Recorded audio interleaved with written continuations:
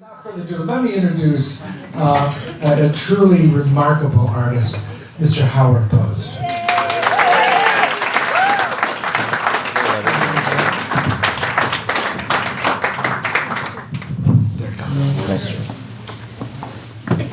Chuck, why don't you stay up here and help me with this presentation? You did a good job. Thank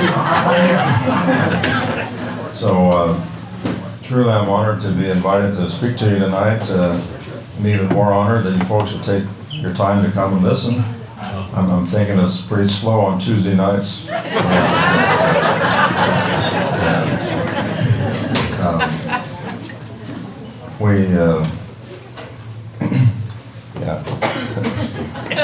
It's something I've done a few times, and I know there's a few of you that have been to some of my presentations before, and all I got to say is to you, there's nobody to blame but yourselves. So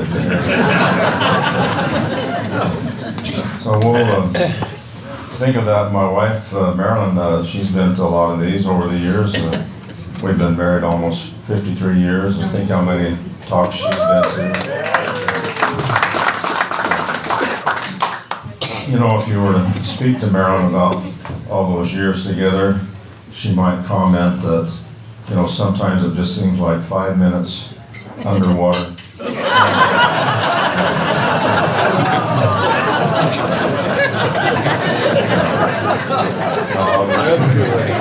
It's been great. Marilyn's been a great support to me as I followed my dream of being an artist. And so the only thing I can really speak about with any authority is my journey in the art business, and that's what I'm just talking about a little bit tonight.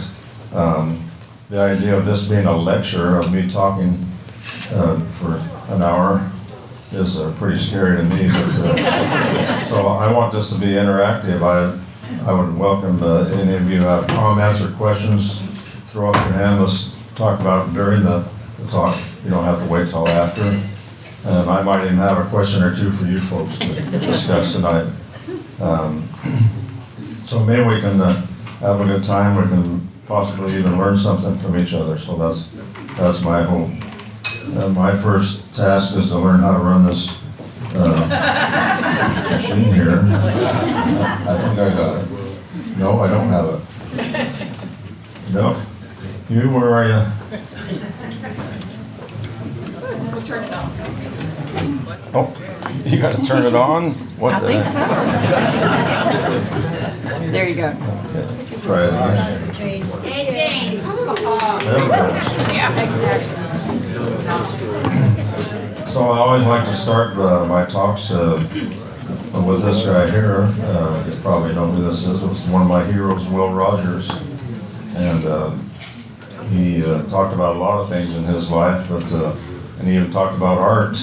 One time he said that if a man can't be nothing else, he can be an artist. That's the only thing he can be that nobody can claim he ain't. So here I am. So what I really wanted to be growing up was a cowboy like my dad. This is a photo of my dad about 1950. He was raised in ranching country down on Benson, and I was raised on 30 acres on River Road, which is now Brandy Fenton Park for those of you who know the area. We had horses and cattle to train for our family sport, which was rodeo, and I'm the little guy in the end there. My brothers and dad and I were all involved in that. So I entered my first kids rodeo when I was 10 or 12, won my first buckle, I think, when I was 12, so I went on to high school rodeo. This is from high school. And did that for a while, and actually they let me win the Arizona High School All-Around Championship in 1965.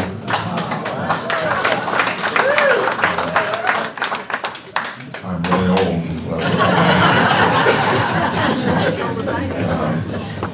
So out of high school, I was on the 6-man rodeo team at the University of Arizona. We traveled all around to the western colleges in the West and competed. And after that, about age 18, I became a member of the Rodeo Cowboys Association, the Professional Cowboys Association, and did that for about 3 years. But my dreams of being a cowboy were interrupted or changed by what happened in the 3rd grade. My 3rd grade teacher, Mrs. Lovett, took one of my drawings and entered it in a contest down at the Tucson Daily Citizen. And I won first prize and got my picture in the paper. And decided in 3rd grade that I was going to be an artist.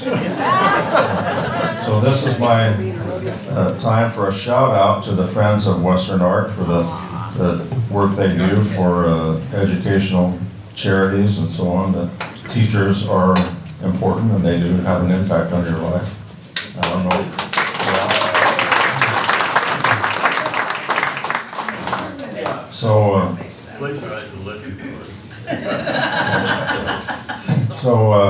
As a kid, I was raised on Will James and his books. He was a cowboy and an artist. These are his paintings and drawings.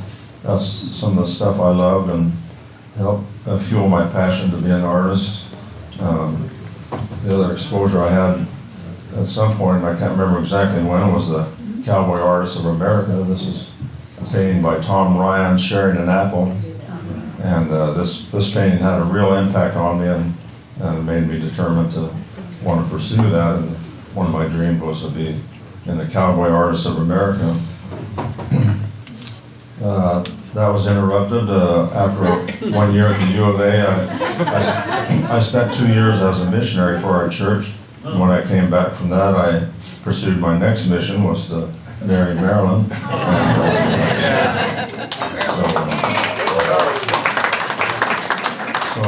I finished at the U of A and had a job offer from Hallmark Cards in Kansas City to go paint bunnies. Also had an offer from our church in Salt Lake to do artwork for them. And so we went to Salt Lake, and I've killed it. What happened? Anyway, I had some experience as an illustrator and designer. The illustration was a good experience for me to illustrate for all kinds of things, books, magazines, and then I worked for an ad agency for a while as an art director, and then a freelance illustrator. I had an agent in New York and one in Phoenix that brought work from all kinds of clientele. I always include this magazine piece I did to show that I actually do faces. Some people wonder why I never do faces, and this was actually my father-in-law who modeled for this piece here.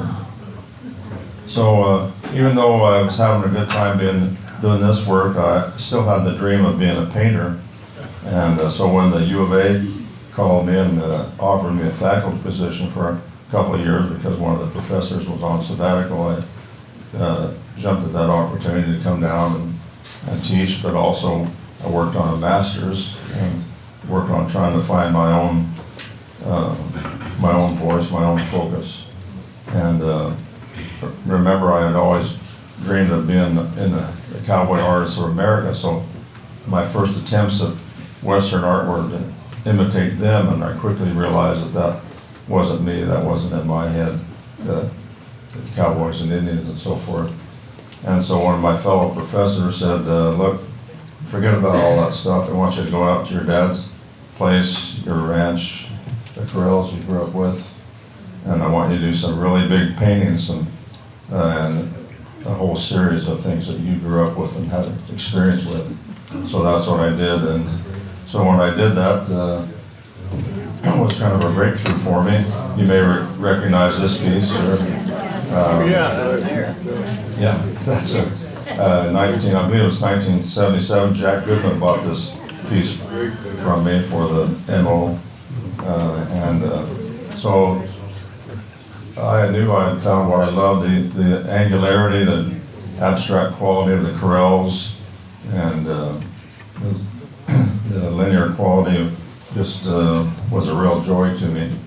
And so, I have a question. yes, ma'am. Hi. I was noticing in your little fruit market thing, you just started to hint at that elevated perspective and the angle of some of the fruit baskets that you had. And then, but now this last one, this is what you're famous for, is being like you're up on a 10-foot ladder looking down. Where did you get that idea to do that? I'm almost to that spot here.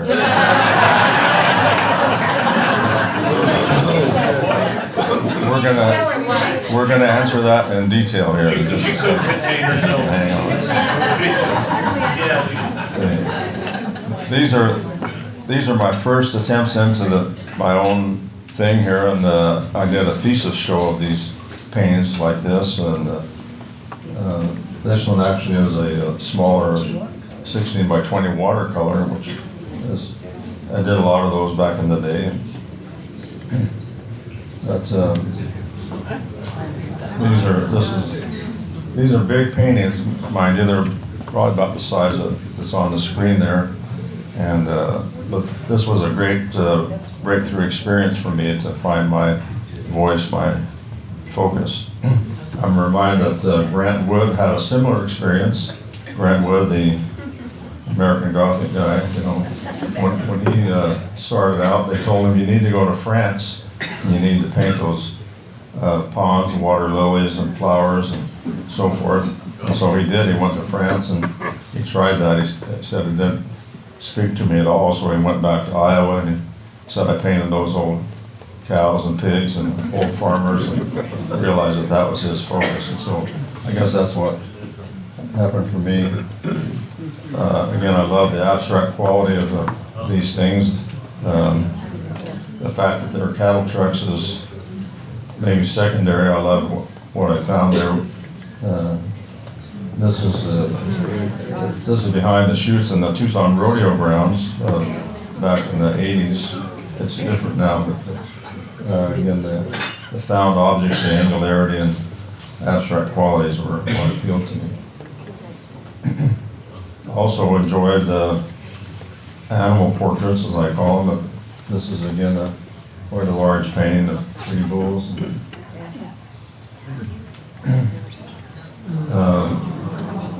Animal portraits. This is old Shep here, and starting to get that overhead quality just a little bit. But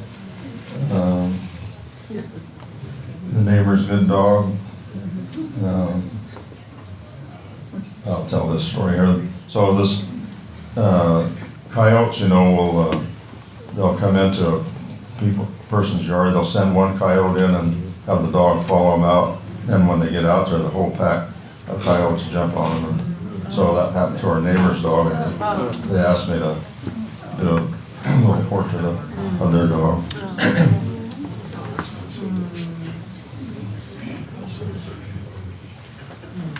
So, no, I'm over here.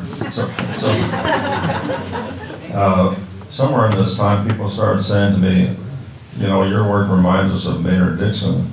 To that point, I had never heard of Maynard Dixon, because in the colleges, they don't talk about Western regional artists, nobody talks about something like that. So I started looking for his work, and of course I liked it, but I also liked his philosophy. And I'll try and read this here to you. He said, mental independence is of utmost importance and necessity to the artist. To be real, he must be honest, keep to his own integrity.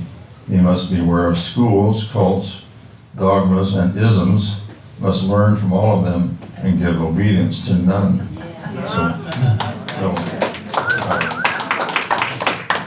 So in school, I at least got exposed to all the different isms and abstract expression. That's what they were teaching at the U of A back when I went to school, abstract expressionism.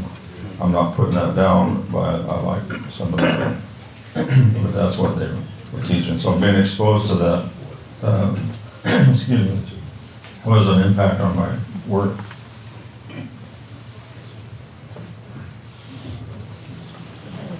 Are we done yet? My throat is sore.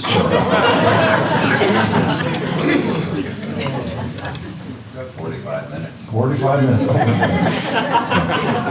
All right, we're going to answer your question over here. So,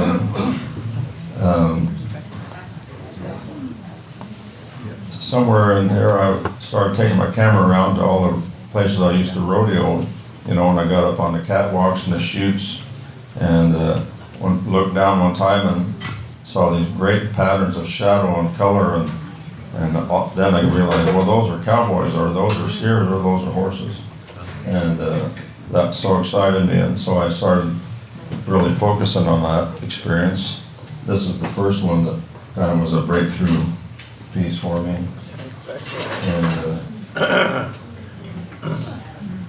yeah, don't show me, just show the painting. I don't. Anyway, so I started looking for these things, and just loved what happened. Some of these are pastels. I worked a lot in pastel in the early days, and Todd Smith here has one of my early pastels. And I guess it was I got scared out of using them. An artist friend of mine got some kind of lung thing, because the dust from pastels has to go somewhere, and into your lungs it goes sometimes. So I don't hardly do a pastel anymore. Oh, that's good. Yeah, you got one of the last. But this one here, this is an oil, I believe, so it also works in oil. So again, these are pretty large pieces. That's not right. It's not 20. They're bigger than that. Who writes this stuff anyway? This is a large pastel here.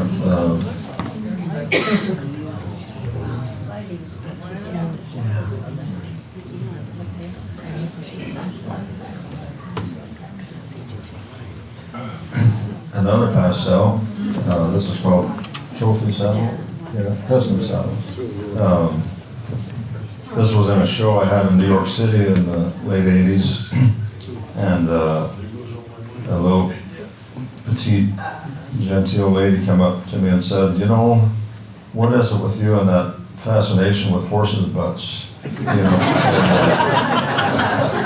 thought, well, I didn't know I had one, but to me, those were just abstract objects there that happened to be horses and saddles.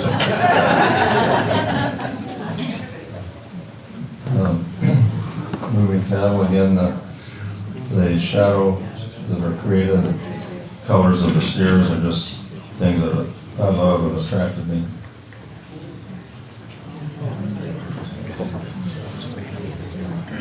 So you had the horses, cattle, and then just put in some fences.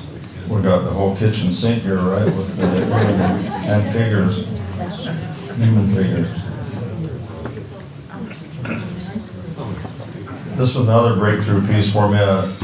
When the animals are, all there is the animals crowded together, the cattle or the horses become an abstract pieces, but the color, shapes and patterns is.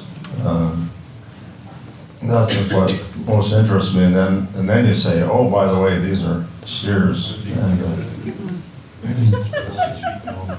the other thing that starts coming into my work here is the landscape.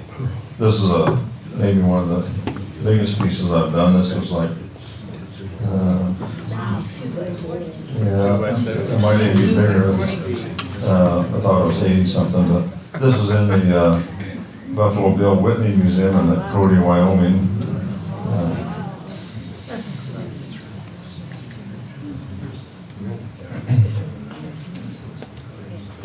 This one may be one of the most reproduced pieces of my work that's been around, used for posters and napkins and every other thing that they do with them.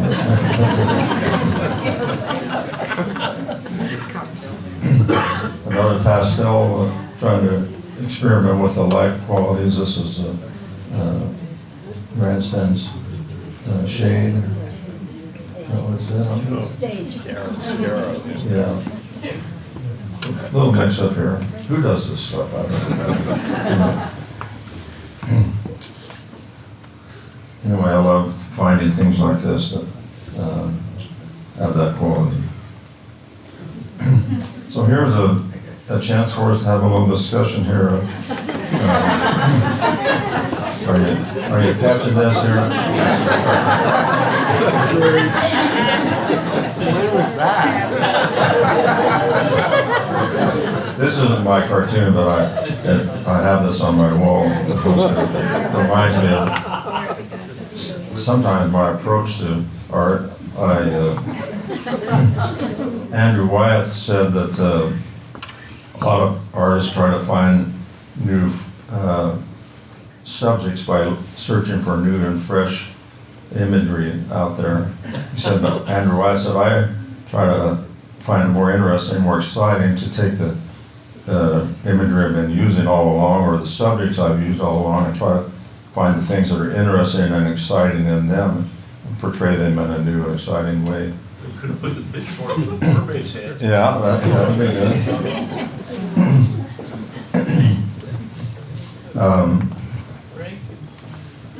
So I'm going to ask you guys a question here.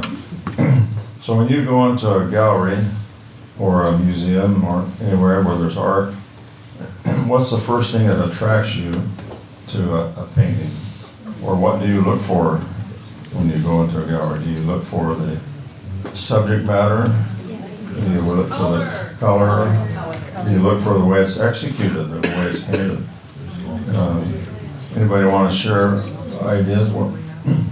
Just graphics. Graphics. What do you mean by that? So, What we went to school for.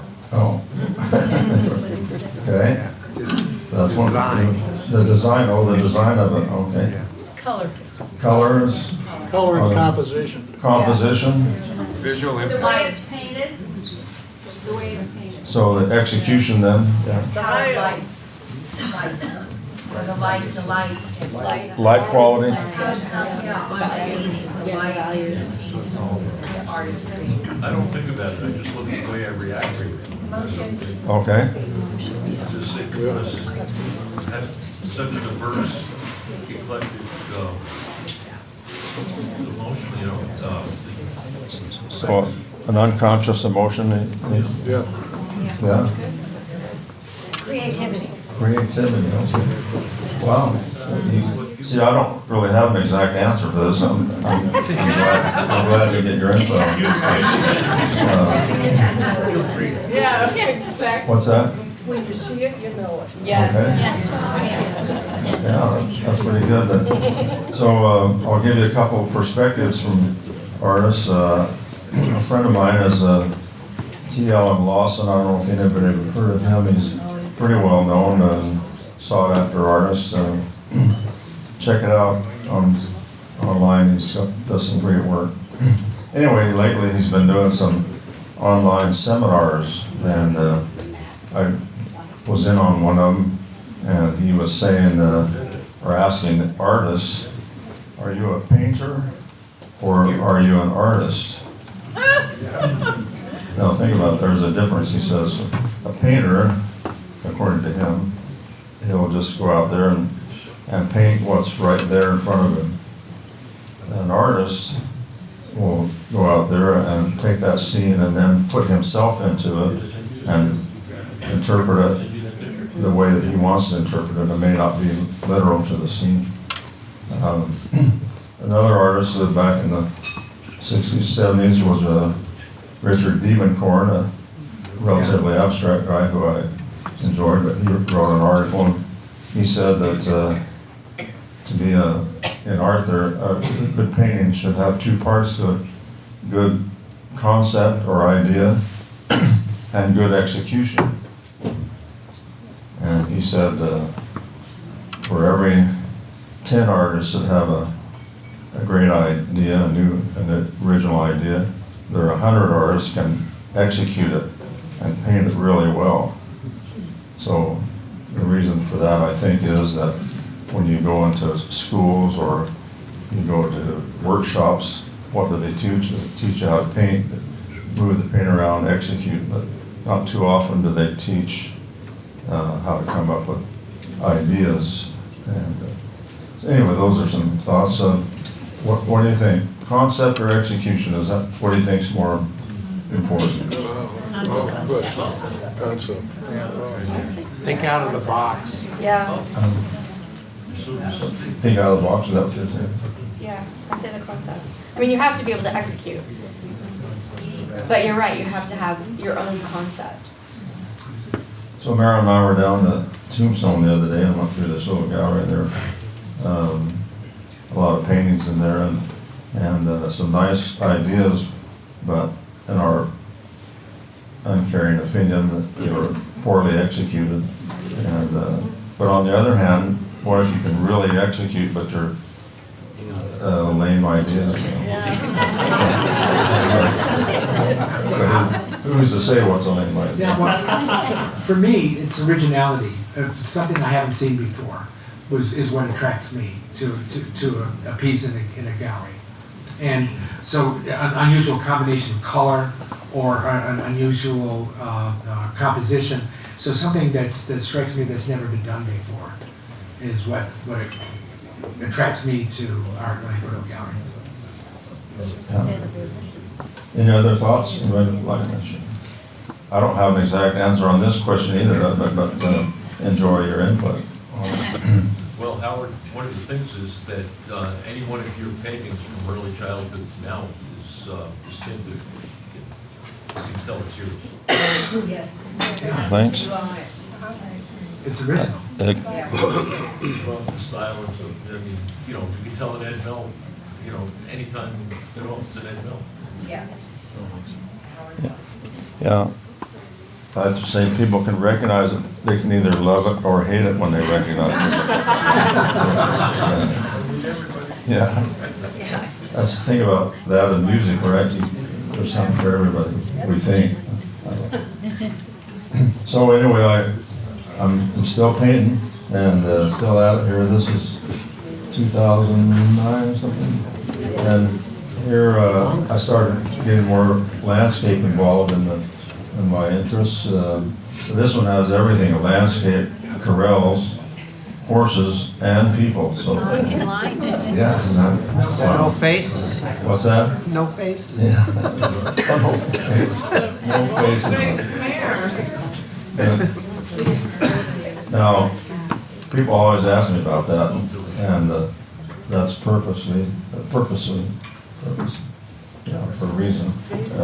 If I had turned that guy around and had a face, what would be your focus in the painting? It would be that face. That's not what I wanted. Howard, we have a question for Rebecca. Yes, ma'am? How long does it take you to do one of your paintings? Do you do it from start to finish? Do you know what you're going to finish with? Or do you come up with it as it's happening? I work on many at a time. I'll start up to 10 or 12 paintings, and I'm going to show you how I start them here in just a little bit. And but in my process, I'll do one stage, and that needs to dry before I work on it anymore. So I'll have multiple paintings going, so that I can, while one's drying, I can be working on another one. And do you pretty much know what you're going to paint when you start? Or does it evolve? You sketch it out first? Oh, yeah, I'm going to show you that in just a second. Get ready to move on. You're tired of this part, you want to move on.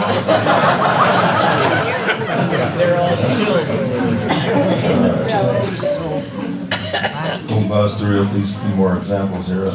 Here's this is a large pastel, but I'm going to show you a group here that what I like is the rhythm of the figures. And there's no faces here.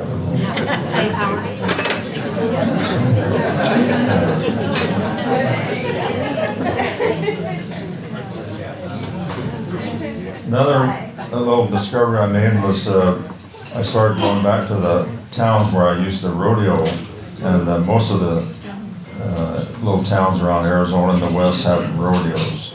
And going back to those places, I found it pretty interesting. I call them townscapes. And this one happens to be Eloy, Arizona, Blue Moon Lounge. At one point, the only thing in Eloy was a gas station and a bar, you know, so, and, yeah. Still there. This one is Rick's Cafe. This is in Douglas, Arizona. That must have been a photo from the Gadsden Hotel. Anybody been to Douglas? It's right across the street from Rick's. There you go. I'll throw in this little tidbit. We were just down there this last weekend. An old cowboy friend of mine who's from Douglas, I rodeoed with. He lives in Texas now, but he emailed all his old friends and he said, I'm having a pre-farewell party. And I'm having it on April 1st in Douglas. Show up at the fairgrounds. We're just going to have a party. And we did, and that was great. We all thought it was a great idea, you know. He said, I don't want to wait till when I'm dead and you all are going to have a party without me. I want to have it. You were with Pat Manley. What's that? You were with Pat Manley, weren't you? Pat Manley was down there? It could have been. I didn't meet everybody that was there. That's another cowboy. Yeah. Who got that email? Oh, cool, yeah. Things progress somehow when we don't always have a plan. Years ago, I did a commission for a fellow, a big rancher down in McAllen, Texas, and I took the painting down there and installed it in his office, and when we were done with that, he said, you know what I need for this office? I need a bronze about 3 feet high. And he says, you don't have to do bronzes, do you? And I said, sure, I can do that. So I went home and bought some clay and made an armature. He wanted a cowboy and a calf standing. This isn't it. I ended up doing 6 bronze editions after that. I kind of had fun with that. But then kind of moved on from that because I missed the color. This one's Fixing Fence is the name of this bronze, about 15 inches high. Other things that come along, a writer friend of mine, we decided we wanted to create a kid's book for our posterity and maybe even to make some money with it. So we wrote this story together, and then I illustrated it, and called The Magic Boots. So it's been 20 years, so the publishers, this last year, since it's been 20, as an anniversary, they reissued the book with a new cover, and we have a bunch of them over there. This is my shameless selling over here. So if you want one of those. But still doing paintings. This is called Old Friends, and it won an award back at the Idle Jordan Museum in 2010. Yeah.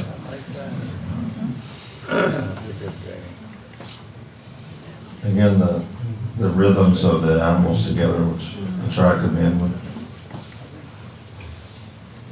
And so, do you think these shirts were that color when I took the photo? No. That's the thing about ours, we get to change things up the way we want. And I experimented with the colors on those shirts quite a bit until I found just the rhythm that I wanted. I like that. It's really good. This piece is in the Denver Museum in their permanent Western collection.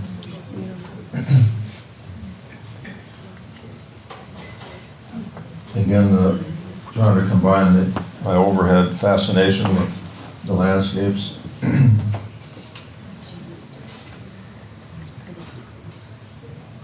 I even took a stab at the Grand Canyon, but I couldn't get past my fascination with the boulders on the edge of the Grand Canyon.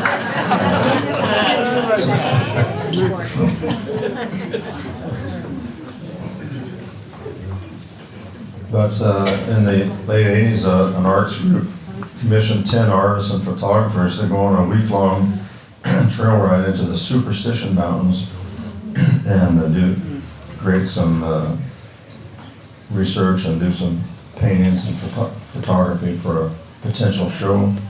And so we did that, which was pretty fun. We had guides and met us every night with a chef and music and so on. The guys that didn't enjoy it were the guys who had never been on a horse before. Like the first day they were dying.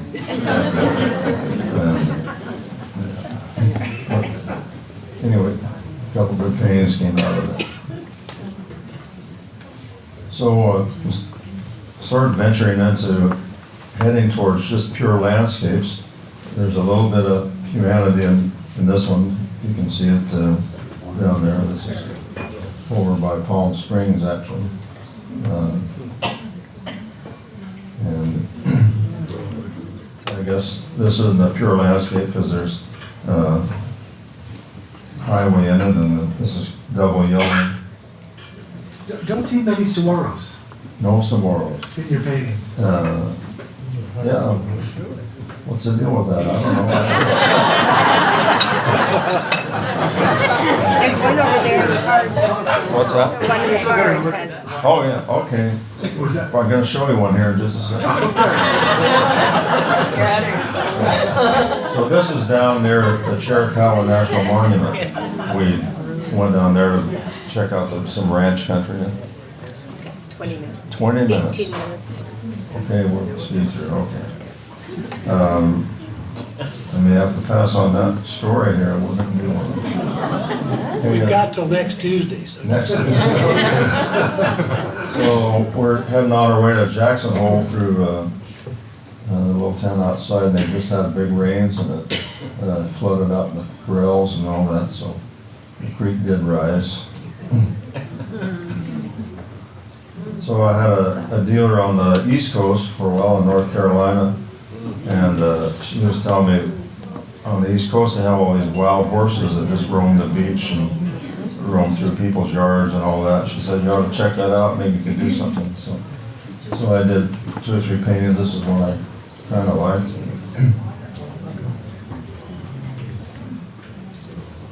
I enjoy this, here's a landscape, just the abstract quality of the boulders with the light pattern sitting on them. So in the 90s, I think about late 90s, the Phoenix Art Museum had an invitational show where they invited 50 artists to come and exhibit, and each could have 4 pieces, and I decided I wanted to have a theme, and so I decided to do fence posts. So I have metal posts, wood posts, and I kind of had fun with it, and abstract quality you can see. And I was pleased, but the only thing I regretted was everybody would come up and say, oh, posts, posts.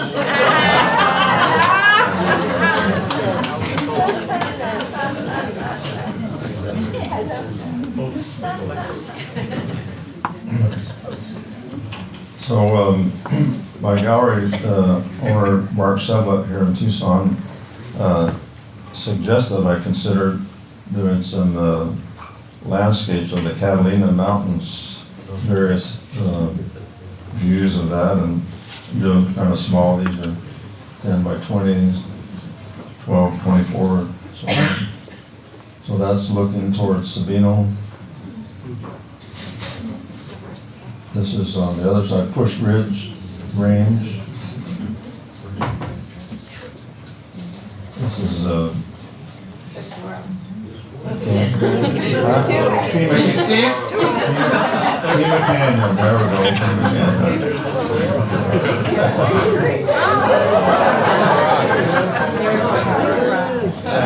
Right out my window. The iconic view here. And here's another view of Push Ridge area. You know, the Catalina State Park. This is a commission I did that's in the LDS Temple on Sunrise. This is Sabino Canyon. It's a pretty large piece. You can go right to that spot. and see it now, so. The tree may not be yellow anymore, but, okay, here's my saguaro here. This is a 48-48 that's still in the gallery right now, called the South Face.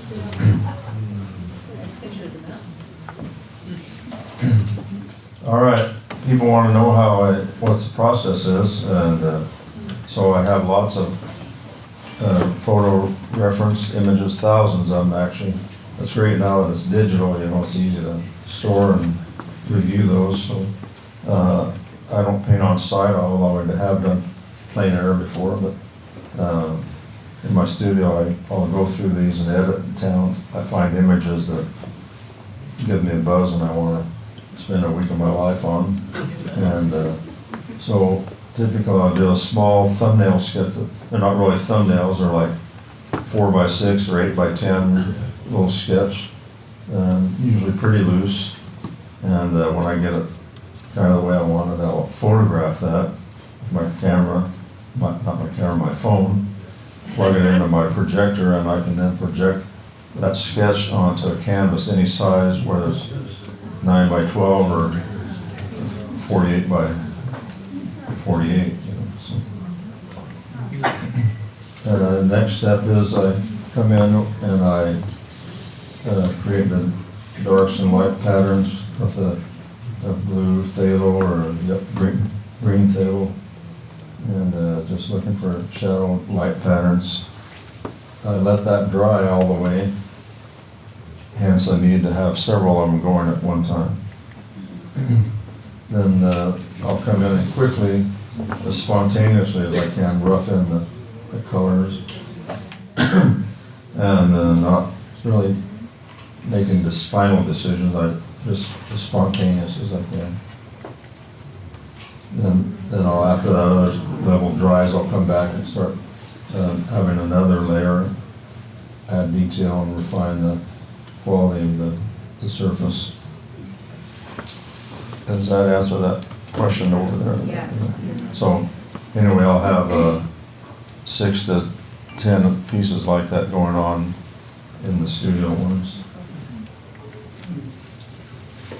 There's my messy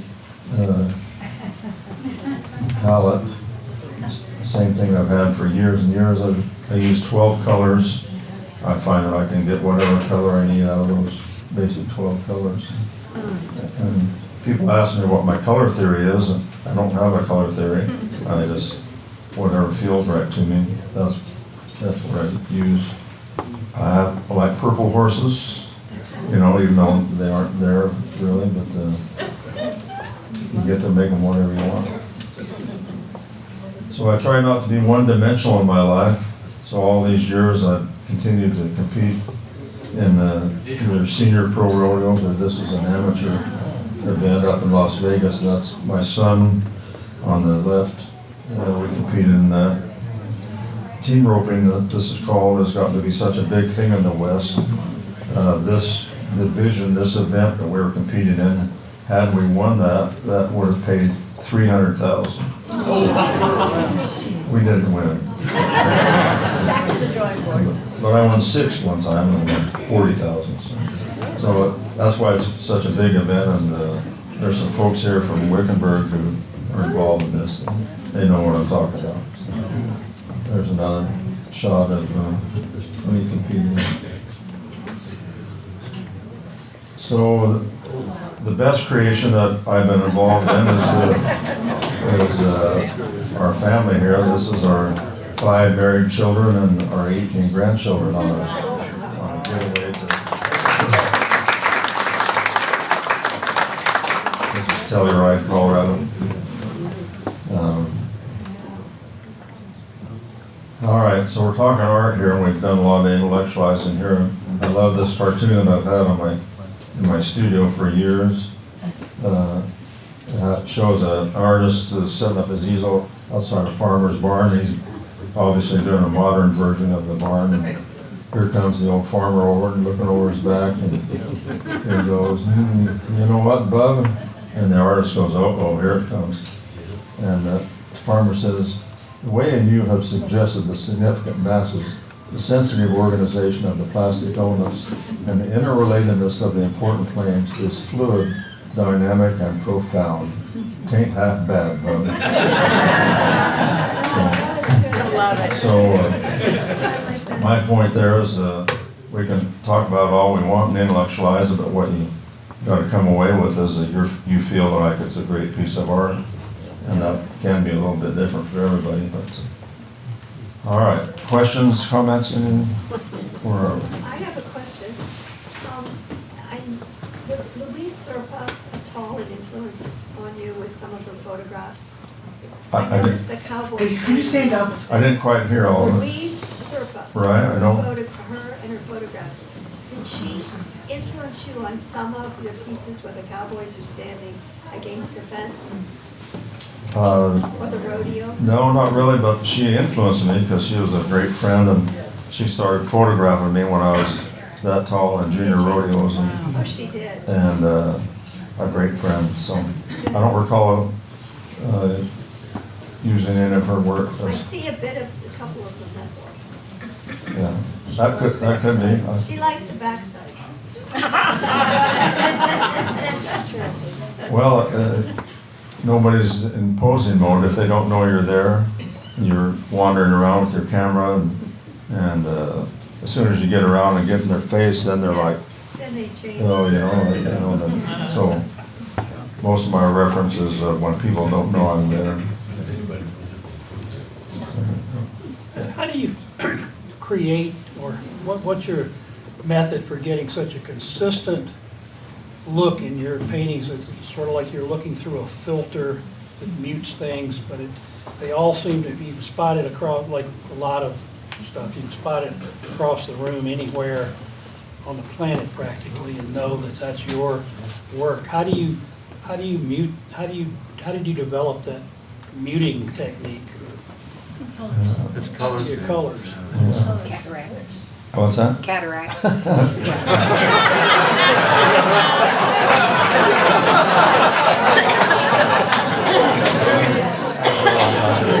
How we doing on time? You got, you got. So, I don't know if that answered the question. It could be dumb luck or divine intervention, I'm not sure, but I don't know if it was conscious or not.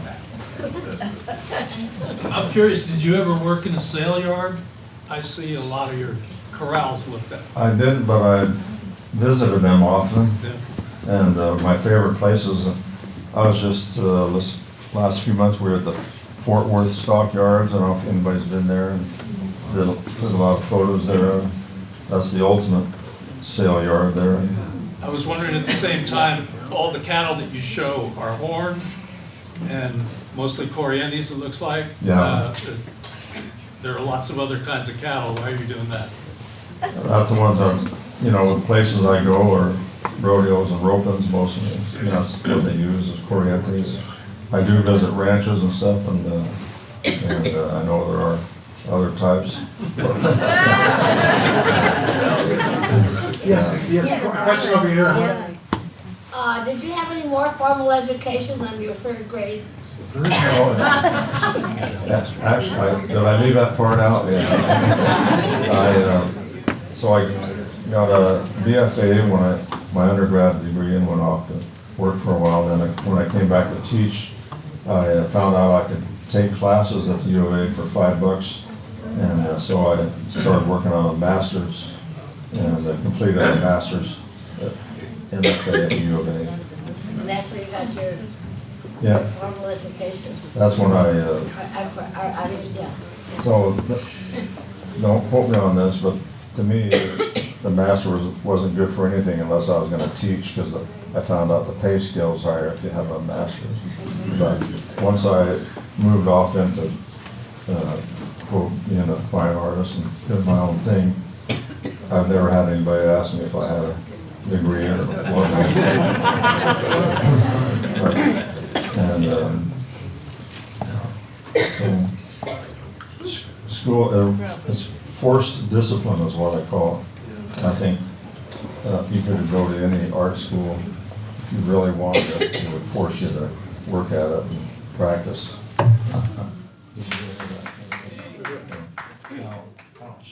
got another one over there in the back. Hi.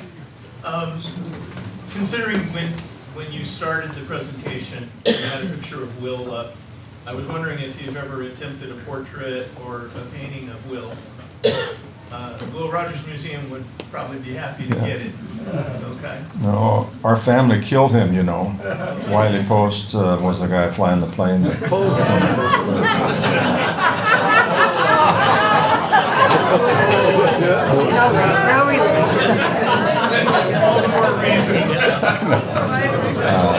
Just a joke.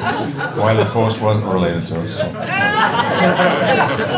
Yeah, was a great man, I think, and a great philosopher and humorist as well. Think you'll ever try a painting of it? I don't know if I get around to that. Yeah, one over here. Is painting harder or easier than it was 30 years ago for you? Or the same? I think everything's harder now.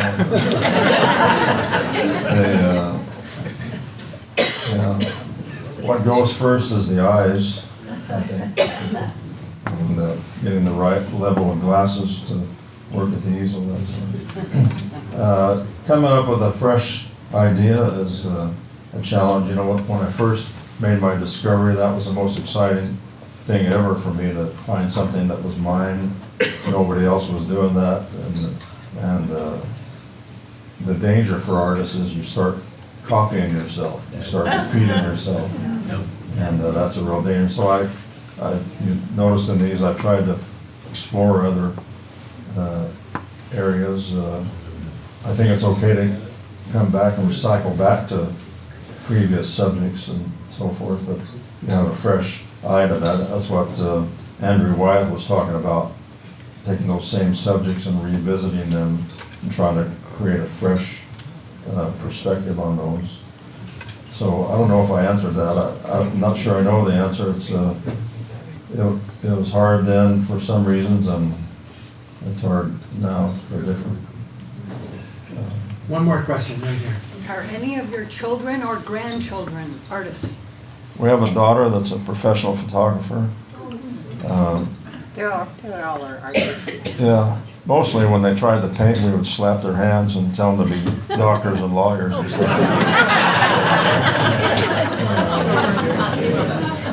But I'd say they're all artistic to some degree. My theory is that all kids are artistic. It gets trained out of them, you know. So in the third grade, I don't think I was any better than any of the other kids. My drawing wasn't any particularly better than the others, but that encouragement that I was given made me want to press on, you know, and pursue it. So, again, power of teachers. That's my story. I think we're out of time, but I want to say, thank you for coming. You wouldn't have to.